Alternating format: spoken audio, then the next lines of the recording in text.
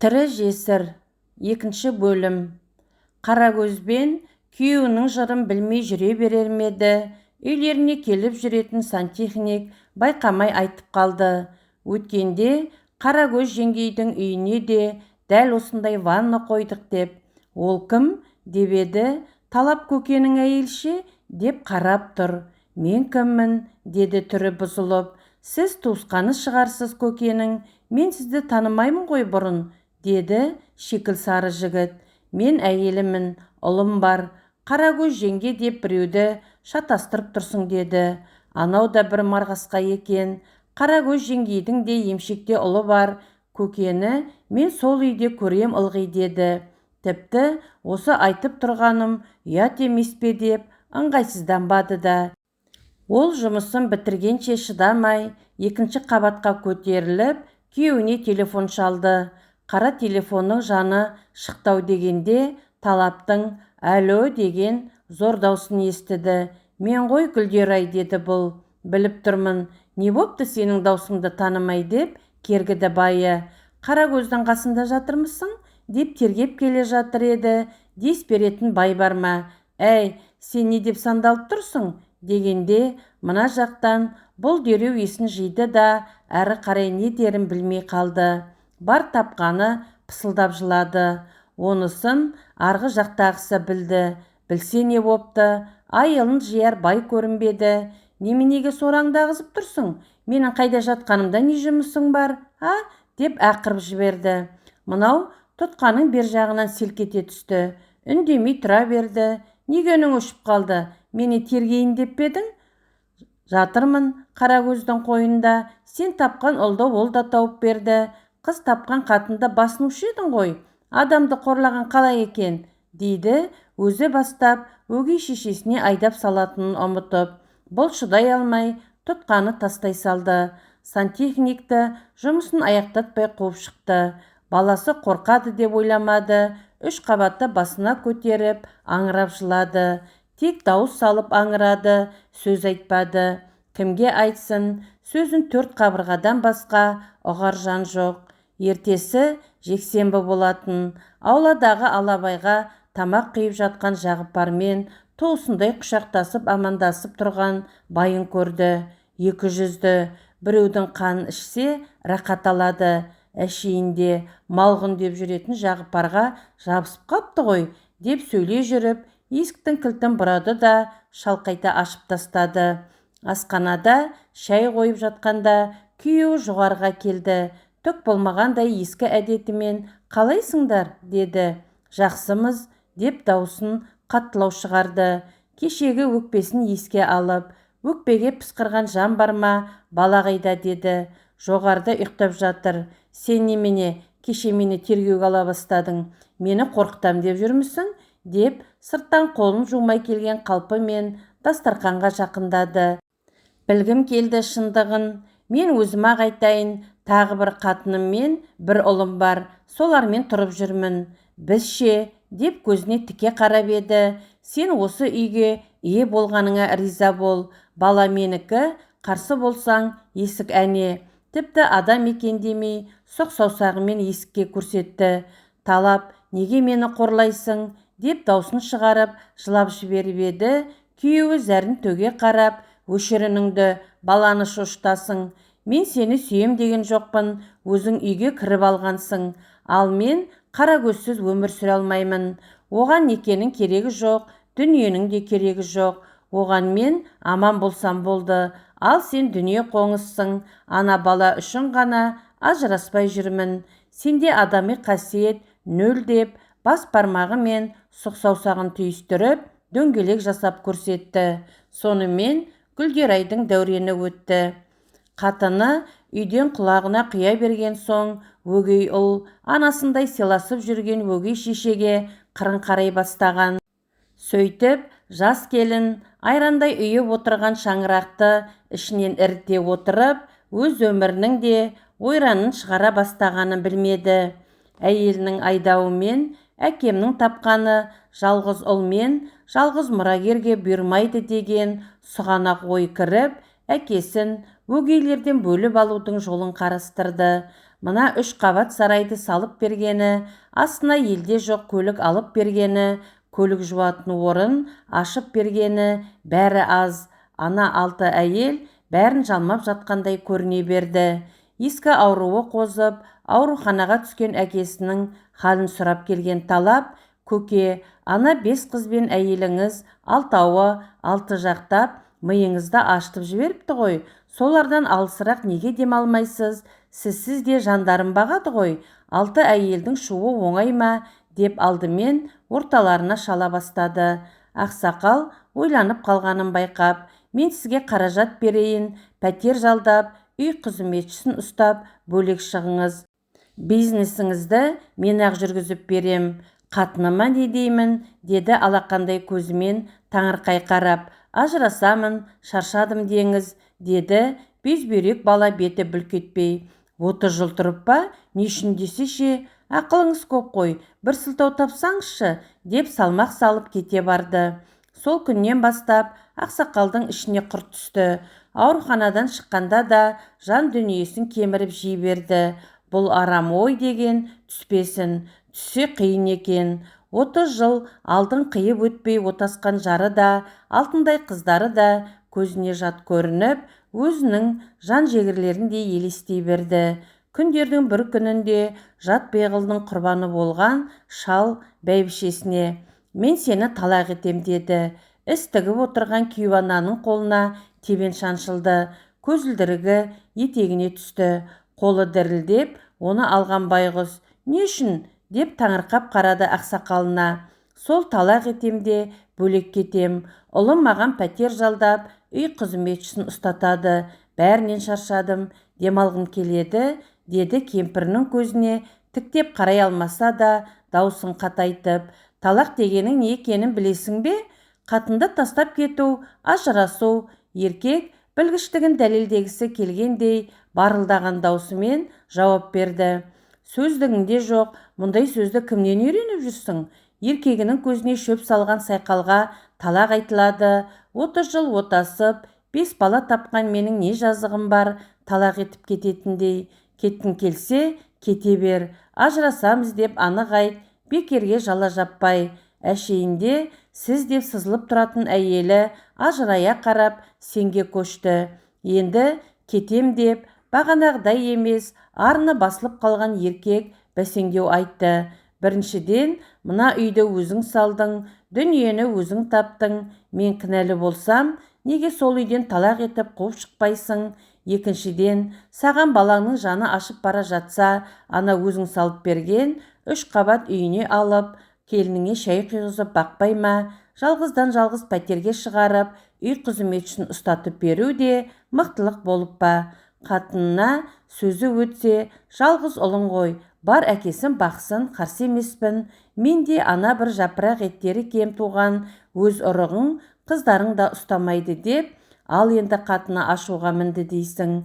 Жалпы ақсақалдың әйелі көп ашулана бермейтін, жылына бір рет осылай жыны келіп қалғанда қырып кете жаздайтын. Ондайда ақсақал қыздарына: балалар, апаңның қара құйыны келіп қалды, қашайық. Американың Катрина дауылы қазір жайпап өтер деп әзілдеп, кішкентайларын көтеріп, жетелей аулаға қашатын. Біраз қыдырып келгенше үй ішіндегі дауыл тоқтайтын. Сол дауыл тұрып келе жатыр еді.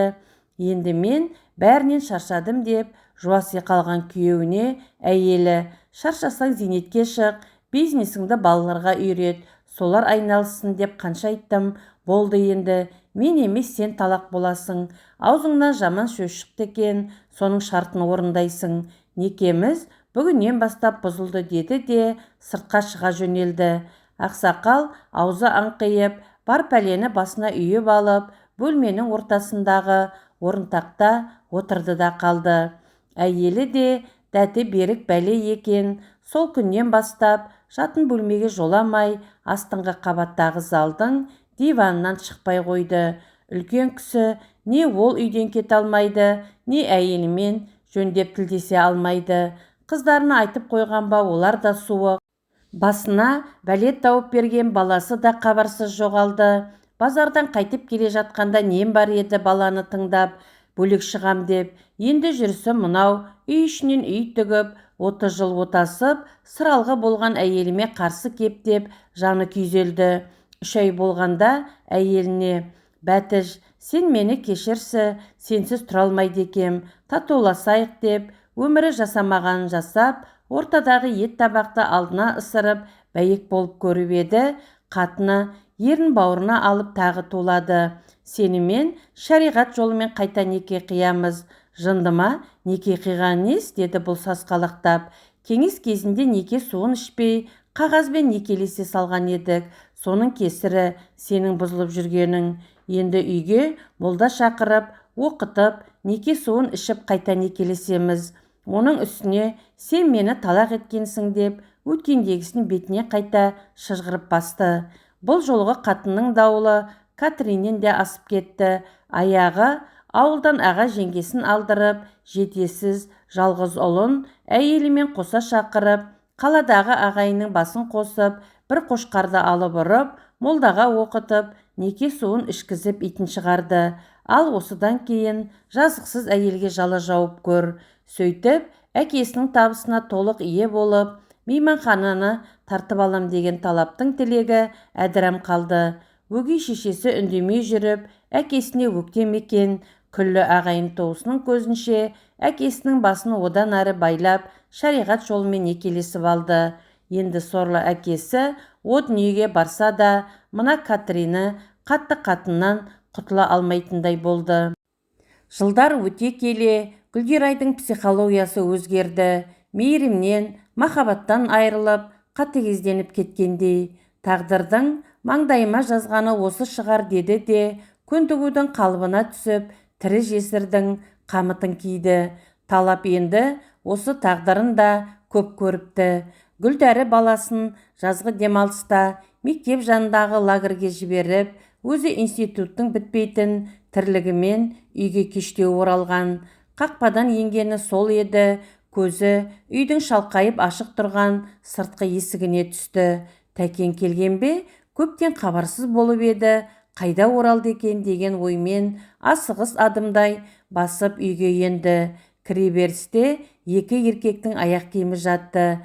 Біреуді ерте келген бе деп, сөреге сөмкесін қойып жатып, ішке мойын созды. Залдан ешкім көрінбеді. Асхана жақтан да тырс еткен дыбыс жоқ. Жоғарғы қабатқа көтерілетін баспалдақтың жанына келіп, мойнын жоғарыға созды. Ол жақтан да қыбырлаған жан байқалмайды. Террасада жүрген шығар деп күбірледі де, баспалдақпен жайлап басып, көтеріліп келе жатыр еді. Алдынан талап шыға келді. Жанында бір жастау қайыс қара бар. «Гүлдерай, келдің бе? Қалайсыңдар?» деді күйеуі ежелден амандасатын әдетімен. Жанындағысы да «Сәлеметсіз» деп амандықтың ырымын жасады. «Сәлеметсіздер ме? Мен жұмыстан жаңа келдім. Бала қайда?» деді ері. Бұл да өзгермейтін сауалы. «Жаздық лагерде». «Сұлтанбек, саған өзім хабар берем, келер жетіде» деді де, қара жігітке қоштасу рәсімін жасап, қолын ұсынды. «Анау да бір жылпос екен. Болды көке, айтсаңыз болды ғой, тездетіп жасап беремін» деп сыпылдап, аузы аузына тимеді. Не жасатады келер жетіде деп ойлаған әйел кері қарай шегініп, бірінші қабатқа төмендей берді. Жанынан өтіп бара жатқан қара: «Жеңгей, сау болыңыз» деді де, кіреберістегі аяқ киімін кимей қолына ұстап, баспалдақпен сыртқа қарай жүгіре жөнелді. Ері екеуі оңаша қалды. Гүлдәрі шәйнекті тоққа қосып, мұздатқышқа қатырып қойған мәнтіні жанталаса жүріп пісіргішке салып, отқа қойды. Талап залдағы диванда шалжиып жатыр. Теледидарды айғайлатып, шетелдік бір топтың концертін тыңдаған түрі. Әйелінің теледидар алдында отырып алып, ермек ететін шекілдеуігін ара-арасында тістелеп қояды. Оның қабығын кішкентай табақшаға дұрыс тастамай, маңайының бәрін қоқсытты. «Тәке, тамаққа келіңіз» деп шақырған әйелінің даусы қалғып отырғанда алыстан талып жеткендей болды. Жұмулы көзін ашуға ерініп жата түсті. Гүлдерай шаршап шалдығып жүрген жарына жаны ашып, жақындап келіп, бірдай болып жатқан шекілдеу қабықтарын алақанымен сыпыра жүріп: «Тәке, тамақ әзір болды» деп тағы қайталады.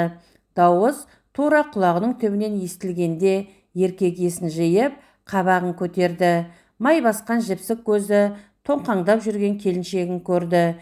«Неғып жатырсың ей?» деді жақтырмай. «Мына шекілдеуіктің қабықтарын», деді әйелі сөзінің аяғын жұтып. «Өзің ғой, істейтін басқа тірлігің жоқ, шемішкі шағатын», деді өзін кінәлі етіп. Ол да әдеттегі сөзі. Не болса да Гүлдерайды кінәлі етіп барып, жаны жай табады. Ондайда оған тіл қатпаған абзал. «Тамақтайын ба?» деп басын көтерді. «Ой, әкеңнің», деп мойнын қысып бара жатқан галстугын тартқылап жұлып алды да диванның бас жағына аса салды. «Дайын, тәке», деген әйел асханаға бет алды. Кешкі ас үнсіз ішілді. Гүлдерайдың отырысы бірдеңеге кінәлі міскіннің отырысы, Талаптың отырысы, орындығына біреу зорлап ұстап отырғандай амалсыз жанның отырысы. Мәнтінің 4-5-еуін жеп, 2 кесе шайды ішкен соң барып, Гүлдерай «Мына үйге күрделі жөндеу болмағалы 20 жылға аяқ басты» деп бір тоқтады. «А, Құдай, үйді жөндеп бергелі жатыр ма?» деп көңіліне қуаныш кірген әйел емексіп қалды. Салбырап отырған басын көтеріп, қиғаштай еріне қарады. Анау не дер екен дегендей әдейі үнсіз. Әйел елең еткені болмаса ләм-мим демеді. Шыдамы таусылған еркек: «Соны жөндетсем деп отырмын. Саған, Шыңғыс екеуіңе мектепке жақын жерден 2 бөлмелі пәтер көріп қойдым. Сенің институтыңа да жақын, сонда көшіңдер» деп жалғастырып барып, тағы үнсіз қалды. Мені сөйтіп алдап, осы үйден қумақ қой. Жөндеген соң Қарагөз Сайқалмен осында көшіп кірмекші ғой» деп әйелдің басында ойлар сумаңдады. Тағы не дер екен деп аңдысын аңдыды. Сол үнсіздігімен күйеуінің әбден зығырданын қайнатты. «Әй, сен естімей отырмысың, әлде ерегесіп отырмысың?» деп барқ етті Талап. Әйел бұдан әрі үндемесе, жақсылық болмасын біліп: «Естіп отырмын, ойланып отырмын. Ақша шығарып пәтер сатып алып қайтесіз. Шықатай екеуміз Жағыпарларға 1 бөлмені босаттырып, сонда тұра береміз ғой, ремонт біткенше» деп қулыққа көшті. «Сен бұл үйден біржола кетесің. Шыңғыс үшін пәтер алып отырмын. Бұл үй көкемдікі екенін ұмыттың ба?» деді күйеуі зілді дауыспен. «Көкем ұлым үшін салдым, Шыңғысымның шаңырағы деп отырушы еді ғой», деді Гүлдерай. Шынында ақсақал жалғыз мұрагерін шексіз жақсы көретін. Осы үйге келгенде Шықатайдың шаңырағына рұқсат па деп әзілдеп рұқсат сұрайтыны болатын. Гүлдерай соны есіне түсіре қойды керек кезінде. Онда Шыңғыс жалғыз болатын. Қазір 2 ағайынды, Құдай бұйырса 3 ағайынды болады. Абайдың әкеден 6, анадан 4, жалғыздық көрер жайым жоқ дегендей 6 болып қалар әпке қарындастарымен деп даусын созып, маңғаздана сөйлеп кетті.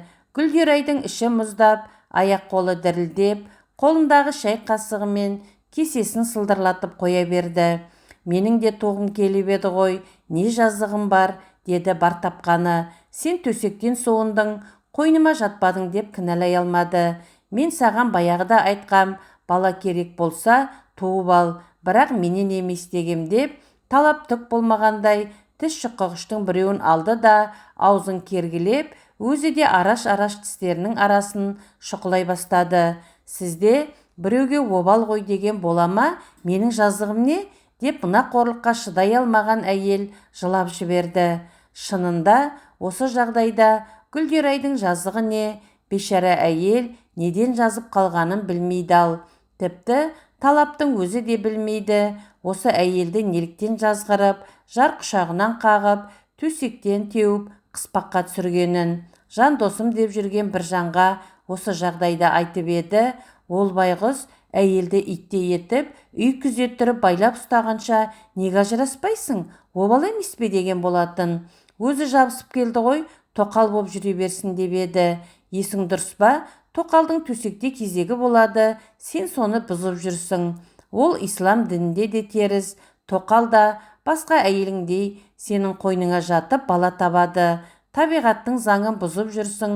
Қанша әйелің болса, бәріне бірдей қарап, бірдей жағдай жасап, төсегіне кезекпен баруың керек. Сен обал сауапты ұмытыпсың деп өзін жазғырған болатын. Осы Мәнжу басқа сыр ашып жүрген менің де есім дұрыс емес деп өзін іштей жазғырған Талап содан кейін отбасылық сырын ешкімге ашпайтын болған. Күйеуі келіп кеткеннен бастап Гүлдерайдан ескетті. Талап айтты, бітті. Ол ешкімнен де, еш нәрседен де аяқ тартпайтын, қисайған жағынан тұрмайтын қырсықтың өзі еді. Оның мінезін жақсы білетін келіншек кімге айтқанымен арашалап ала алмасын да біледі. Енді сол айтқан пәтеріне көшуге тиісті. Әйтпесе жындықанадан шығуы да кәміл. Бұл ақыры маған бай болып жарытпайды. Одан да аманымда баламды алып айтқан баспанасын паналайын деген ойдың шырмауынан шығалар емес. Есеңгіреп жүріп, жолда біреудің көлігімен соқтығысып қалды. Өзінен жас қыз екен, телефонға жармаса кетіп, әлдекімге хабарласты. Содан міз бақпай көлігінен шықпай отырып алды, терезесін жауып. Сүт пісірім уақытта қымбат көлікпен бір еркек келді. Онымен қабаттаса май қызметкері де жетті. Күре жолдың ортасында тұрып алып, ары айтысып, бері тартысып, басты жолда келе жатты. Өзі көлденеңінен соқтығысты деп, ағасы қарындасын қорғаштап, Гүлдерайды кінәлі етті. Май қызметкері де соларды құптады. Не сотта кездесеміз, не жөндетіп бересің. Болмаса $300 деген үкім шығарды.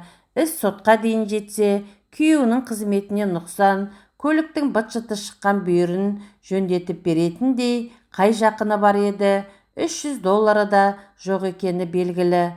Ұлымен айлыққа күн көріп жүрген мұғалімге ондай қаржы түсіне кірмес. Болған жағдайды күйеуіне айтса бітті, қара басына қатер төнеді. Төлқұжатын беріп жатып, 3 күнге рұқсат алды. $300 беруге. Өзінің көлігінің майысқан бамперін ауызға алмағанда қып-қызыл шығынға батты да қалды. Зар еңіреп тағы анасына келді. О, сорлы қайнаған қызым деп жүріп, күйеу ана жалғыз алтын алқасын берді. Ломбардқа қойып, қарыздарыңды өте деп. Басқа барар жер, басар тауы жоқ келіншек анасының алқасын алақанына салып, ломбардқа құстай ұшты. Соқтығысқан көліктер жырын бітіріп, 2 күннен соң жұмысқа келіп еді. Деканатта Бағила апай жалғыз отыр екен. Мұны көргеннен Гүлдерай, сен қайда хабарсыз жоғалдың? Бастық жер көктен іздеп жатыр ғой, деп тарпа бас салды. Түнімен жылап бет-аузы іскен, қабағы салыңқы келіншек, келдім ғой. Кеше телефоным сынып қалды. Өзім біреудің көлігін ұрып алып, соның шаруасымен жүрдім апай, деп жылап жіберіп, орындыққа отыра кетті. Өзінің бірден қатты сөйлегеніне ұялып қалды ма Бағила апайы. Не дейді? Біз білмедік қой, деп аузын 2 қолымен баса қойды. Мен ешкімге хабар бермедім, басым қатып, өз бетімен жүгіре беріппін. Ойпырмай, обал болған екен, деп жанына келіп басынан сипап, қоя ғой, бар пәле сонымен кетсін, жылама деп жұбатты. Абырой болғанда жазғы демалысқа кеткендіктен деканаттан әшейінде үзілмейтін оқытушылар жоқ болатын. Екеуі оңаша болған соң Гүлдерай солығын баса алмай біраз отырды. Түскі астың кезі де таянып қалған еді. Өмірі бір жанмен сөйлесіп, оңаша шайға шақырып көрмеген Гүлдерай, апай жүріңізші, бірге түстенейік, сізден ақыл сұрайын деп едім, дегенде Бағила апайының жағы салбырап, аң-таң боп, не дерін білмей қалды.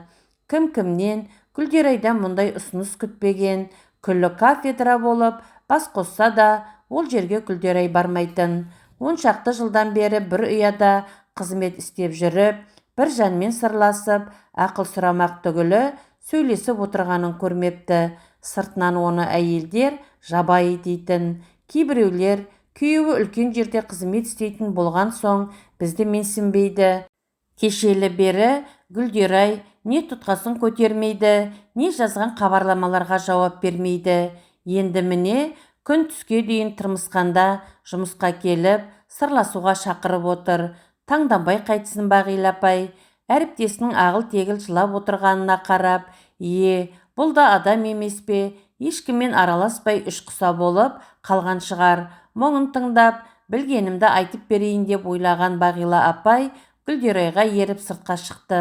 Екеуі ескі қала жақтағы Узбечка деген кафеге келді. Адам аз болса да, Гүлдерай ұзақ қарап жүріп, ішкі бөлмедегі ең түпкі 4 орындықты үстелге тоқтады. Апай, мына жер оңаша жақсы екен деп қояды. Еріп келген жанда не ерік болсын, қостаған болып жанына жайғасты. Алдымен ас мәзірін қарап, тапсырыс берді. Апай, мені кафедрадағылардың бәрі де кісі кейік деп ұнатпайтындарыңызды білем. Мен жетіскенімнен елден безіп жүр дейсіз бе, деп бастаған Гүлдерай, күйеуге шыққаннан күні кешегі баласы екеуі отырған үйді босататын жағдайға жеткенге дейінгі өмірін жіпке тізгендей етіп, әрі әріптес, әрі анасындай ақылдас әйелге айтып берді. Арасында мұрнын тартып қойып, пышылдап жылап та алады, өксіп, ұяттан өртене отырып, бар шындықты жайып салды. Бағила да тартысы мол өмірде талай көйлек тоздырған, біраз қиындық пен қасірет көрген жан еді. Бірақ дәл мынандай қорлауды, басынуды, әйелдік намысты аяққа таптауды көрмек тұрмақ естімепті де. Өзі де 2 қыз өсіріп отыр, әкесінің үйінде ханшайымдай болып, еркелеп, ертеңінен үміт күтіп, бойжеткен қызының біреу осылай тағдырын талқандап, өмірін өксітіп жүрсе қалай болады? Гүлдерайдың айтқандарынан төбе шашы тік тұрды. Бұл тығырықтан шығатын жолды қалай көрсетсем екен деген шын ниетімен. Өгей болса да, әйел ана ғой, енеңе барып айтсаңшы, түсінер, қайнатаңмен бірлесіп, ұлды жөнге салсын деді ақыл сұрап отырған келіншекке. Апай, мен басында өзім сондай ақымақ болдым ғой, енемді көрсем, кірпідей жиырылып, түрпідей тиіскім келетін. Енді ол кісілерге баруға бет жоқ деп жылап, өзінің өгей енесінің шаңырағына жасаған қысымдарын жасырмай айтып берді. Гүлдерайдың да адамшылықтан шығып кеткен қылықтарын естіп, ой тарасына сала салмақтай келіп, Бағила апай, Гүлдерай қызым, өткенге өкінгенмен ештеңе таппайсың. Ендігі жол алдағы өміріңді түзету. Ол үшін сен өгей енеңнен, қайынсіңлілеріңнен барып кешірім сұра алдымен. Бір-біріңді түсініскен соң, енең арқылы қайнатаңа жол шығады. Қанша айтқанмен де, ол да ана, 5 бірдей қыз өсіріп отыр. Қыздары ұзатылды ма? 3-еуі тұрмысқа шықты, балалары бар. Әне, ол кісі жапырағын жайып, өсіп өніп отырыпты. Сондықтан қыз баланың тағдырының қиындығы оған да жат емес. Сен ештеңені жасырмай айтсаң, ол кісі саған көмектеседі. Ол ақылсыз әйел болса, атаңмен қайтадан некелесіп, отбасын сақтап қалмас еді. Шаңырағын шайқалтпай отырған әйел сол әулеттің темірқазығы. Ол ұл таба ма, қыз таба ма, қаны араласқан соң сенің күйеуіңе де бөтен емес. Ал ана 5 қыз сендердің қанаттарың. Қыздар деген бауырмал болады. Шыңғысыңның әпкелерін сен енді бауырыңа тарт. Алла әйелді жаратқанда көз жасымен қоса жаратыпты. Не үшін оған жас бердің деп сұраған періштеге. Ол қайғысын, күдігін, махаббатын, жалғыздығын, қасіреті мен қуанышын осы көз жасымен білдіреді деген екен. Сонда періште Алланың кереметіне таңданыпты. Сондықтан сен енеңе барып жыла да, бәрін ақтар деп кеңес береді. Гүлдерай өзінің батылсыз, жігерсіз, тіпті күйеуі айтқандай дүние қоңыз екендігін бүгін анық біліп, өмірін күнкөрістің қамымен босқа өткізіп жүргеніне көзі жетті. Түндерде қыстығып жылап, менің өмірім неге осылай болды деп Құдайдан сұрайтын. Мені Құдай ұмытып кетті ме, неге тілегенімді бермейді деп ойлайтын. Бүгін Фейсбукте Мұратхан Шоқан деген ғалым, Құдайды іздеп жүрсің бе? Мен Құдайдың қайда екенін білем. Құдай ізгілікке толы жүректе деп жазыпты. Өзінің адамдарға салқындап кеткен, қайырымы аз жүрегінде тілегенін беретін, сұрағыңа жауап қататын Құдайға орын болмағаны ғой сонда. Жұрттан жақсылық көру үшін, мейірімге, махаббатқа бөлену үшін сол қасиеттер өзіңде де болу керек қой. Бойыңда титтей ізгілік болмаса, саған Құдай кімнің ізгілігін жіберсін. Бағила апаймен ашыла сырласып, болашағына бір бағыт алған Гүлдерай қайнатасының үйіне қарай құстай ұшты. Жолдан дүкенге кіріп, енесі жақсы көретін Ахмат шайын, жеміс-жидек, қайынсіңлілеріне тәттілер алды. Соңғы 5 жылда босағаларынан аттамаған келіндерін көргенде ата енесінің қуаныштан есі шығып кетті. 2 кенже қайынсіңлісі Гүлдерай тәте деп келіп, бас салып құшақтап сүйе бастады. Мұндай жақындық күтпеген Гүлдерай қолдағы диванға отыра салып, мыналардың мейірімінен көңілі босап, жылап қоя берді. Негізі, соңғы жылдары жалғыздық қажытқаннан ба, қорлық өтіп, жаны құлазып кетті ме, жылауық болып алды. Жалғыз келіннің қабағы түсіп, жанары боталап келгені жанына батқан ақсақал: «Айналайын, саған не болды? Амансыңдар ма? Шықатайды ала келмедің бе?» деп қыбжықтап, мұрагерін қайта-қайта сұрай берді. Енесі қыздарға шай қоюға тапсырма беріп барып, жақындап, қолынан ұстап: «Гүлдерай, қалайсыңдар? Ата-анаң аман ба?» деп қал сұрасты. Әйелдер оңаша сөйлесін деді ме, үлкен кісі әлденені сылтауратып сыртқа кетті. Атасы шыға сала: «Гүлдерай, аманбыз, төркінімде амандықта, Шыңғыс жазғы лагерде сыныптастарымен демалып жатыр. Апа, Талап екеуміздің ара қатынасымыз дұрыс болмай кетті» деп бастап, енесіне Бағила апайға айтқандай көз жасын сарқа айтып шықты. Салиқалы, сабырлы бәйбіше сөзін бөлмей, соңына дейін тыңдады. Енесі қайта-қайта жағасын ұстап отырып, тыңдалған әңгіменің аяғы кешке оңашада ақсақалымен сөйлесіп, ертесі ұлды тауып, тәртібін әулет бас қосуында майшаймен қарайтын болып аяқталды. Өгей енесі мен қайынсіңлілерінің ықыласына тойып, зәті жуас атасының ұлына бірдеңе айтпаса да, ортаға отбасындағы ілкі тәртіппен жарасымды сақтап отыратын әйелін салып сөйлесетініне сенген Гүлдерай үйіне қайтты.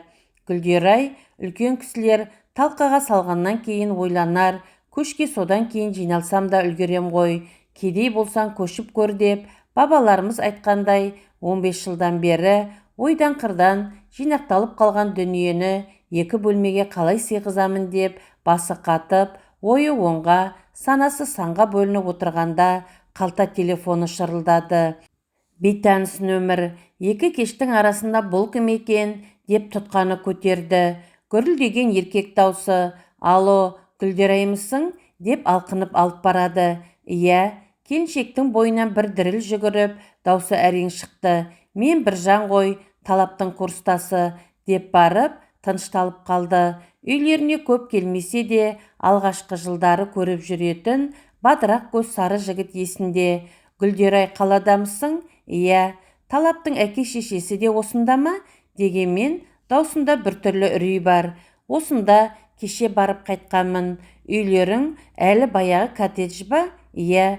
«Онда үйде болшы, біз қазір келеміз» деп асығыс сөйлеген еркек тұтқаны қойды.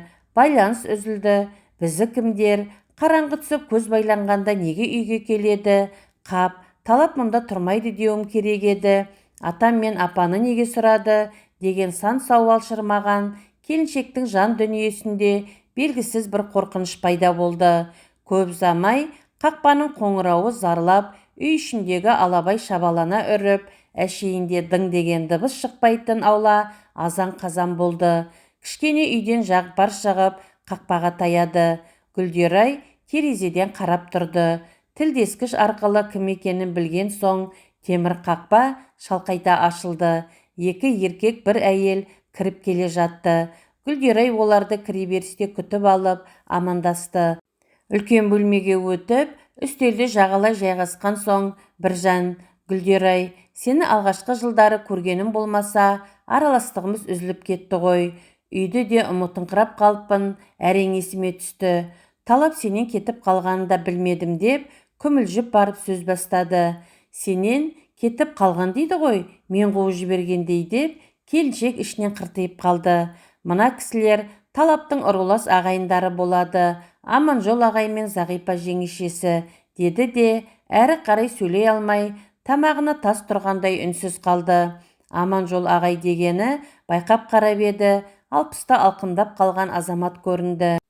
Келін шырағым, екі кештің арасында есі кеткен жүреді дегендей, есіміз шығып қалыппыз. Ойда жоқта қапыда талап бауырымыздан айырылып қалдық деп, даусының соңы құмығып, өзі жерге қарады. Әйелі, қайран ғана қайнымай деп бастап, ырымын жасап жоқтау айтты. Оның ауылдағыларша дауыс шығарғаны Гүлдерайдың жүйкесіне тиіп, жүрегі дірілдеп кетті. Ойпыр-ай, талаппа өліп қалған деген ой миында зың етіп жүгіріп өтті. Сонда барып, қашан, неге деп жылап қоя берді. Сабыр ет шырағым, талқаны таусылғанда, бүгін түстен кейін, деді Аманжол ағай. Қалай, деп Гүлдерай екі жұдырығын түйіп алып, жылап безілдей берді. Гүлдерай, сабырға кел, талап кіші әйелін баласымен демалуға Ыстықкөлге апара жатып, жолда көлік апатына түсіпті. Әйелі жүкті екен, сонымен 4 бас бірден кетіп отыр деп, Біржан мән-жайды түсіндірген болды. Гүлдерай алақтап, енді не істейміз, деді үлкен кісіге қарап. Біз әке-шешесіне барып естіртейік. Қазір жолда ағайындар жиналып тұр. Сен балаңды алып сонда келесің бе? Ау жеке, мәселе сүйекті қайда апарамызда болып тұр ғой деп, Біржан досының әр шаңырақта бір тұрып жүргеніне өзі кінәлдей болды. Осы үй өз шаңырағы емес пе? Солай ғой, бірақ соңғы 10 шақты жылда ол басқа әйелмен тұрып жүрген деген, Біржан не айтар екен дегендей Гүлдерайға көз тастап сөзін аяқтады. Өзінен рұқсат сұрағанын сезген келіншек, мен оның заңды әйелімін, менен де ұлы бар, осында өз босағасынан шықсын деп бірден кесімін айтты. Өзінің шұғыл шешімге келгеніне іштей өзі таңданып қалды. Міне, жөн сөз айналайын, шатасты екен деп, сүйікті айдалаға тасып жүреміз бе? Жүр, әкесін осында алып келейік те, арғы жағын ақылдасайық деп, Алпамса еркек орнынан тұрды. Кілем үстінде бір тізесін басып отырған әйелі де сүйретіле көтерілді. Мойнынан бір жүк түскендей болған Біржан жылдам қимылдап, үлкендерге есік ашты. Күн ұясына отыра, күйеуінен суыт хабар алған Гүлдерай дәу бөлменің ортасында екі қолмен аузын жауып, жанарынан аққан тарам-тарам жас бетін жуып, қыңсылай жылап терезеден сыртта кетіп бара жатқан ағайындарға қарап қала берді. Суыт хабарды қалың жұртқа жеткізушілер көлікке отырғанда, Біржан осы әйелін 10 жылдан асты маңына жоламай, не ажырасып кетпей, не басына бостандық бермей қорлап ұстап еді, үй күзеттіріп, міне енді соның шаңырағынан сүйегі шыққалы жатыр, деді ерлі-зайыптыларға қарап. Обал болған екен, деді кейуана екіштілау сөйлеп. Қазақ баласын ұят болады, жаман болады, обал болады деп тәрбиелеген. Адамшылықтың күллі қасиеті осы үшеуінде жатыр. Соған тоқтамаған адам бір жаманшылыққа ұшырайды. Өлген адам туралы жаман айтпайды деп жатамыз. Тірлігінде істемеген сұмдығы жоқтарды осылай ақтағанды өз басым ұнатпаймын. Тірлікте обал сауапты ұмытпай жүру керек. Өлгенде артымызда жаман сөз қалмау үшін деп, Аманжол ағалары өз ойын ортаға салды. Онда обалы жібермеді деген осы екен ғой, деді алдындағы жолдан көз айырмай келе жатқан Біржан өз досымен осы жағдайға байланысты талай сөзге келіп қалғаны есіне түсіп. Жалған дүниедегі өмір жолы қара жолдың бойында үзіліп, татар дәмі жол үстінде түгесілген талап пен некесіз туған ұлының сүйегі әкесі салып берген қара шаңырағынан шығарылды. Жылдар бойы көңілдесіне айналып, отбасының ойранын шығарған қара көздің сүйегін өз туғандары бөліп алып кетті. 15 жыл тірі жесір болып, шаңырақ күзеткен Гүлдерай еңбегі ақталып, 3 қабатты қан сарайдың иесі болып шыға келді. Шыңғыс шынымен сол әулеттің жалғыз мұрагеріне айналды.